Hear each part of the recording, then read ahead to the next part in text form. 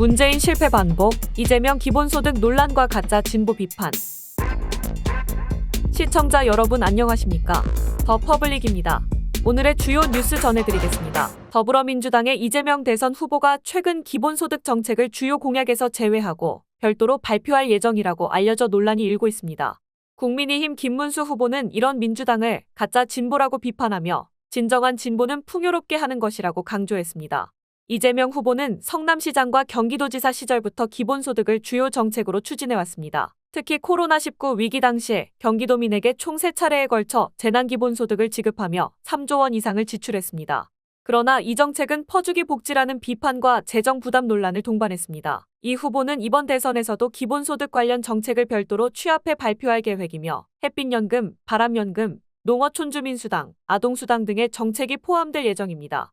이재명 후보의 정책이 과거 문재인 정부의 실패 사례를 반복할 수 있다는 우려도 커지고 있습니다. 문재인 정부는 부동산 투기 수요 억제를 위한 강력한 과세와 대출 규제를 시행했지만 오히려 다주택자들이 매물을 내놓지 않아 집값 폭등을 초래했습니다. 이로 인해 실수요자인 서민층의 피해가 컸습니다. 최근에는 문 정부가 주택 소득 고용 관련 통계 수치를 조작했다는 감사 결과가 발표돼 큰 논란이 되기도 했습니다. 문재인 정부의 대표 정책이었던 소득주도 성장은 최저임금을 2년 동안 약 30% 인상하며 자영업자와 기업들에게 큰 타격을 줬습니다.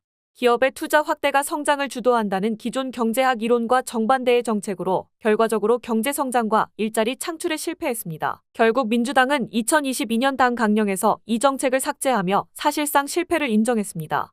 이재명 후보는 대선 주요 공약으로 경제 성장을 내세우고 있지만 실제 정책들은 반기업적이고 포퓰리즘적이라는 평가를 받고 있습니다.